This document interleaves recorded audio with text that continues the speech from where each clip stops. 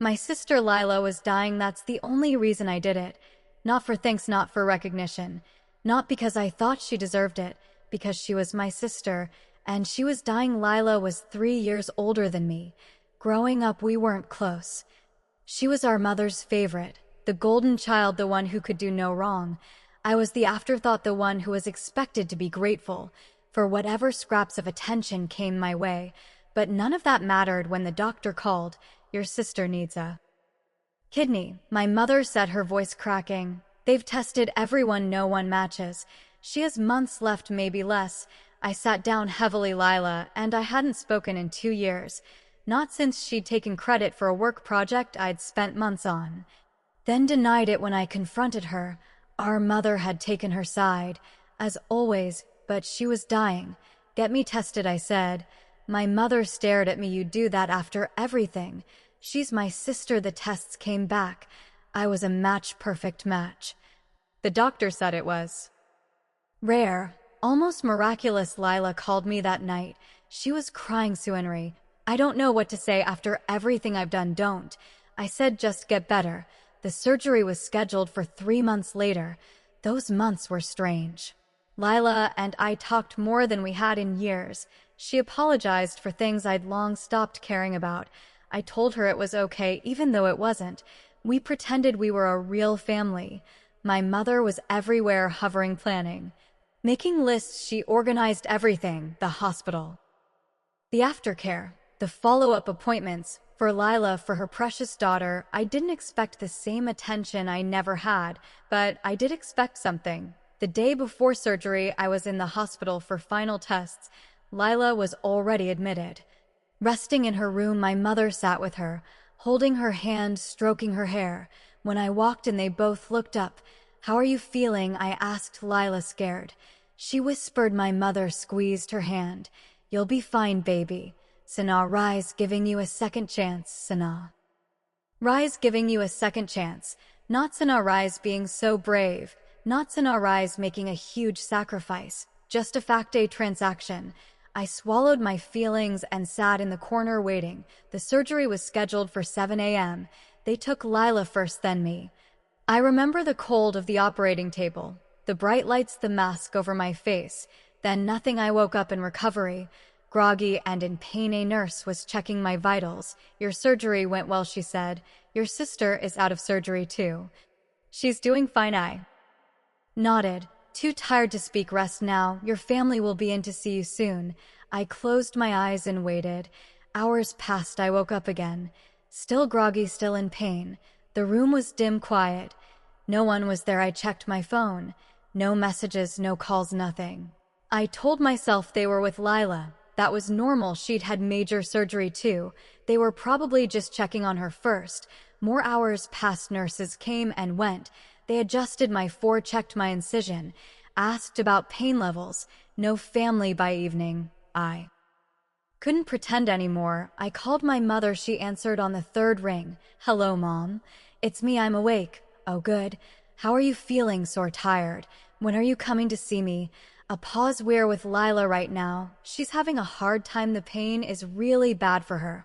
I had surgery too. Mom, I gave her my kidney. I know, honey, and we're grateful, but Lila needs us right now. You understand, don't you? You understand, don't you? Those words, I'd heard them my whole life. You understand, don't you? That Lila needs new shoes and you can wear her old ones. You understand, don't you? That Lila got the lead in the play and you can be in the chorus. You understand, don't you? That Lila matters more. Yeah, Mom, I understand.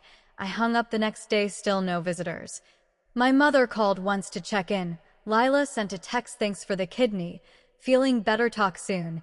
Thanks for the kidney, like I'd handed her a spare sweater. I was discharged on the third day. No one came to pick me up. I took an Uber home alone, clutching the discharge papers and a prescription for painkillers. My apartment felt empty, colder than usual. I lay on my couch and stared at the ceiling, trying not to think. Weeks passed. Lila recovered quickly. I saw photos on social media. Her eating ice cream, going for walks, laughing with friends. My mother was in every photo, beaming with pride. I recovered too, slower but steadily. The incision healed, the fatigue faded. The pain became manageable, but something else didn't heal. The silence. No one asked how I was doing. No one checked on my recovery. No one thanked me properly. It was like I'd done nothing at all. One night I called Lila. Hey, I said, how are you feeling? Great, back to normal almost. The doctors say my new kidney is working perfectly. That's good, I'm glad. A pause. How are you doing? I almost laughed. Almost. I'm okay, recovering. It's been hard, yeah. Surgery is rough, but you're strong. You'll bounce back, you'll bounce back. Not I'm sorry you're in pain. Not thank you for what you did. Just a casual dismissal. Lila, I need to ask you something. What? Why haven't you visited me? Why hasn't Mom? I gave you a kidney. I was in the hospital for 3 days. No one came. Silence. I know we're not close, I continued. I know I've always been second. But this feels different. This feels like you don't care at all. That's not fair, not fair. You want to talk about fair? I gave you a part of my body, a part of me, and you can't even visit me once. Lila's voice hardened. You're making this about you. Typical. I hung up. Months passed, then a year. I stopped calling, stopped checking social media, stopped pretending we were a family. My mother called occasionally. I answered rarely. The conversations were stilted, full of things we couldn't say. Lila never called again then. 18 months after the surgery, I got sick. It started with fatigue, then pain, then tests, then a diagnosis. My remaining kidney was failing. The doctors didn't know why.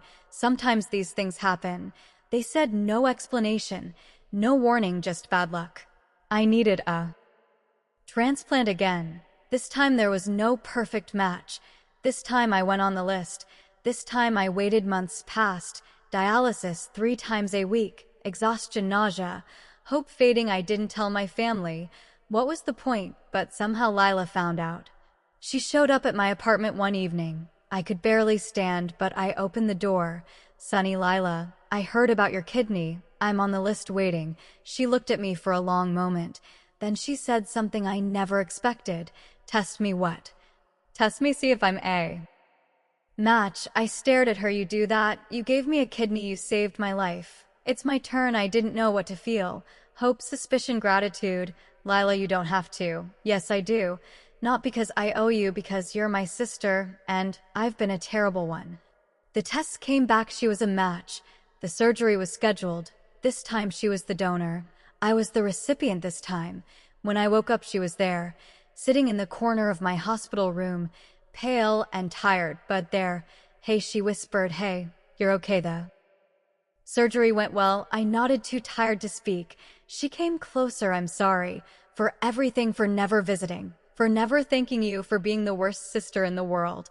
I reached out and took her hand. You're here now. I'm here now. Recovery was slow, but this time I wasn't alone. Lila visited every day. She brought food, watched terrible TV with me, held my hand when the pain was bad. We really talked about our childhood, our mother, the years of competition and resentment. She admitted things I'd never known, that she was jealous of me, of my strength, my independence, my ability to walk away. I always thought you had it easy. She said you didn't need anyone. You were fine on your own. I needed everyone, and I hated you for not needing me back. I needed you. I just stopped showing it. I know that now. Our mother came to visit once. She stood in the doorway, awkward and uncertain. I'm sorry, she said quietly, for everything, for always choosing her, for never seeing you. I looked at Lila. She nodded. It's okay, Mom. I said, we're all here now. That's what matters, she cried. We all did. 2 years later. I'm healthy. Lila is healthy. We talk every week, not just about logistics, about life, about feelings, about everything we missed. Our mother is trying. It's not perfect. It never will be, but she's trying.